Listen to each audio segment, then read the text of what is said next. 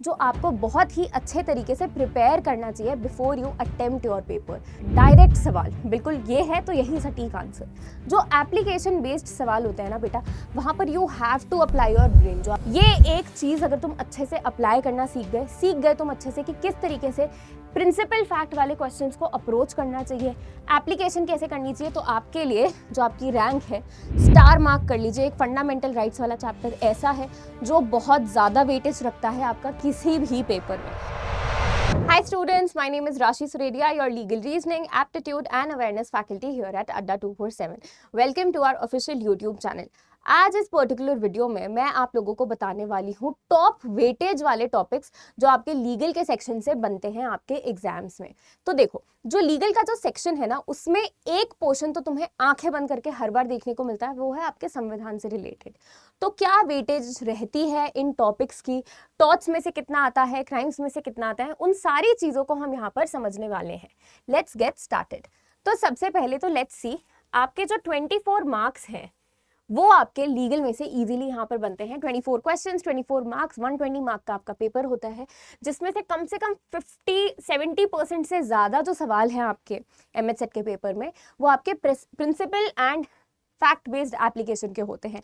Principal facts हो गया, आपका रीजन असर्शन बेस्ड हो गया, लेकिन सबसे ज़्यादा वेटेज आपको यहाँ पर देखने को मिलती है। तो ये एक ऐसा सेगमेंट है प्रिंसिपल फैक्ट्स वाला जो आपको बहुत ही अच्छे तरीके से प्रिपेयर करना चाहिए before you attempt your paper. चाहे उसके लिए आप प्रीवियस ईयर क्वेश्चन पेपर्स को सॉल्व करो, मॉक टेस्ट को लो, लेकिन प्रिंसिपल फैक्ट एप्लीकेशन किस तरीके से आपको करनी है पेपर में, वो आपको पेपर से पहले बहुत ही अच्छे तरीके से पता चलना चाहिए। मूविंग ऑन, आपका 25 to 30% का जो पेपर होता है वो आपको देखने को मिलता है लीगल नॉलेज से, या फिर आपकी जो डायरेक्ट सवाल देखने को मिलते हैं कि संविधान कब आया था, कब अडॉप्ट हुआ था, सुप्रीम कोर्ट कब बना था। डायरेक्ट सवाल, बिल्कुल ये है तो यही सटीक आंसर। जो एप्लीकेशन बेस्ड सवाल होते हैं ना बेटा, वहाँ पर you have to apply your brain. जो आपको प्रिंसिपल दिया है उसको सिचुएशन पर अप्लाई करना है, पॉसिबल आंसर क्या है उसको पिक करना होता है। लेकिन डायरेक्ट क्वेश्चंस जो हैं उसमें आपको डायरेक्टली आंसर या तो पता होगा या मोस्ट प्रॉब्ली नहीं पता होगा। So you can see here एक पूरा डिवीजन मैंने दे रखा है। आपके प्रिंसिपल फैक्ट एप्लीकेशन वाले यहाँ पर जो सवाल हैं वो कम से कम 14 से 16 मार्क्स के आपको देखने को मिलते हैं। लॉ ऑफ टॉर्ट्स देखने को मिलता है, उसके बाद आपको 3 से 4 मार्क्स का। देन यू हैव कॉन्ट्रैक्ट्स 3 से 4 मार्क्स का। कॉन्स्टिट्यूशन एंड पॉलिटी वाले सवाल भी 3 से 4 मार्क्स के। एंड ये जो है ये आपके तब भी थोड़ा लिमिटेड पोर्शन कवर करते हुए दिखते हैं आपको आपके एमएचसेट के पेपर में, राइट। तो क्रिमिनल लॉज में से आपको 2 या 3 मार्क्स का दिखेगा, लीगल मैगजिम्स एंड टर्मिनोलॉजीज में से भी 2 या 3 मार्क्स, एंड आपका जो legal current affairs and landmark judgments है वो भी आपके 1 या 2 मार्क्स के ही देखने को मिलते हैं। 70% ऑफ द जो पेपर है वो आपका प्रिंसिपल फैक्ट बेस्ड देखने को मिलेगा। सिंगल फॉर्मेट है जिसकी वजह से आपकी रैंक डिसाइड होती है। ये एक चीज़ अगर तुम अच्छे से अप्लाई करना सीख गए तुम अच्छे से कि किस तरीके से प्रिंसिपल फैक्ट वाले क्वेश्चंस को अप्रोच करना चाहिए, एप्लीकेशन कैसे करनी चाहिए, तो आपके लिए जो आपकी रैंक है वो बहुत ईजी हो जाएगा सिक्योर करना। प्रिंसिपल को पढ़ो, जिस चीज़ के ऊपर आपका लॉ बेस्ड है, क्या रीज़न दिया है, क्या है वो रूल ऑफ लॉ जो आपको दिया है, चाहे रियल हो चाहे हाइपोथेटिकल हो, उसको यहाँ पर समझो। फैक्ट्स को पढ़ो कि क्या उसके बेसिस पर एक फैक्चुअल मनगढ़ंत सिचुएशन आपको क्रिएट कर दी गई है, हाइपोथेटिकल सिचुएशन क्या है, एंड आपको अप्लाई करना होता है स्टेटेड प्रिंसिपल। अब एक सवाल जो बच्चे बहुत बार पूछते हैं कि मैम जो प्रिंसिपल में दिया है अगर वो हमारी नॉलेज के बेसिस पे कुछ डिफर करता है तो बेटा स्टिक टू द प्रिंसिपल। जो प्रिंसिपल दिया है ना, प्रिंसिपल तक ही खुद को सीमित रखो एंड उसी हिसाब से पेपर अटेम्प्ट करो। लॉ ऑफ टॉर्ट्स में से आपके क्या इंपॉर्टेंट टॉपिक बन जाते हैं? One is your negligence and duty of care. Strict and absolute liability बहुत इंपॉर्टेंस का है आपका। एमसी मेहता का केस हो गया, रायलैंड वर्सेस फ्लेचर का केस हो गया। न्यूसेंस असॉल्ट बैटरी क्या होता है, वाइकेरियस लाइबिलिटी, डेफेमेशन, मानहानि करना जिसे कहते हैं, एंड जो जनरल डिफेंसेस होते हैं आपके लॉ ऑफ टॉर्ट्स में, जिसमें वॉलंटी नॉन फिट इंजूरिया, act of God and inevitable accident थोड़े ज़्यादा इंपॉर्टेंस के रहते हैं।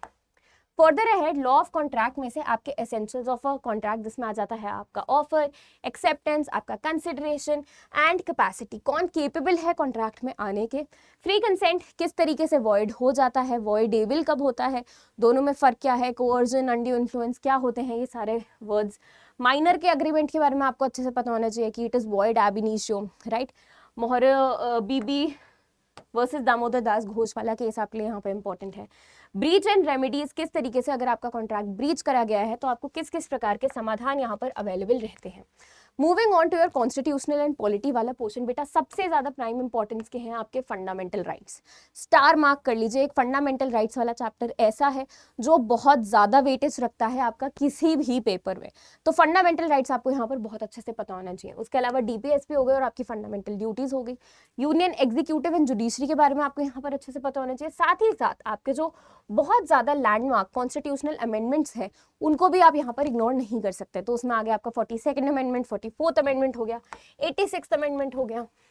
क्रिमिनल लॉज में एलिमेंट्स ऑफ क्राइम क्या होते हैं, क्या चीजें होनी चाहिए किसी अपराध को अपराध कहने के लिए, क्या एलिमेंट्स हैं। जनरल एक्सेप्शंस आपके यहाँ पर इंपॉर्टेंट हो जाते हैं। Then you have offences against your body and property.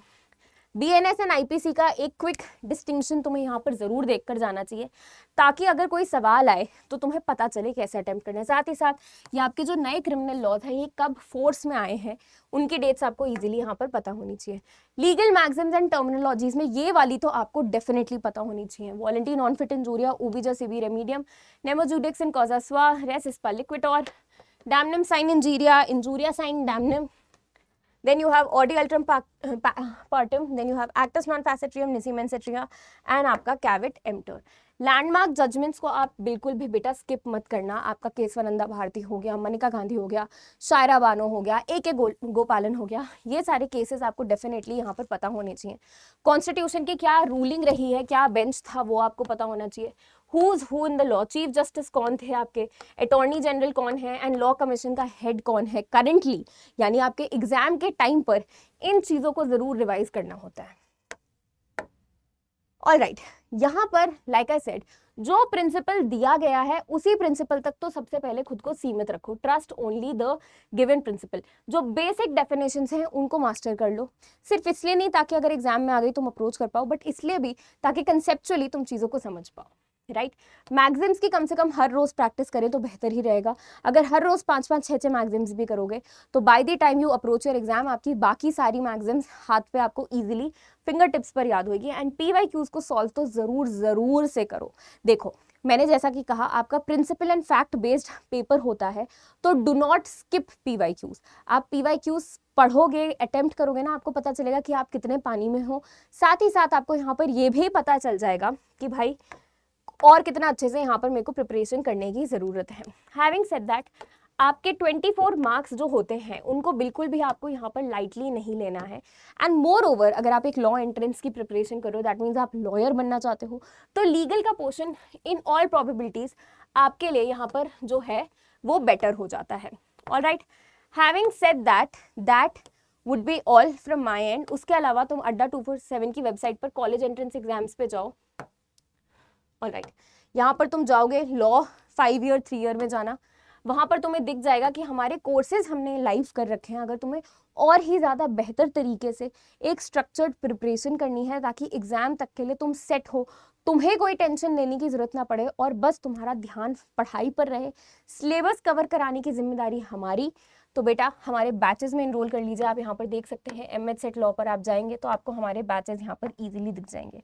Use कीजिए यहाँ पर मेरा कोड RSNLU एंड हमारे बैचेस में खुद को ज़रूर एनरोल कराइए ताकि आपकी प्रिपरेशन यहाँ पर अच्छे तरीके से हो जाए। राइट, अगर आप बाकी लॉ एंट्रेंस की भी यहाँ पर प्रिपरेशन करना चाहते हैं तो हमारे महापैक है उन बच्चों के लिए जो बहुत सारे लॉ एंट्रेंस एग्जाम्स को एक ही बारी में टारगेट कर रहे हैं। राइट, चलिए, that was all from my and. Thank you so much everyone. This is राशि सरेडिया साइनिंग ऑफ।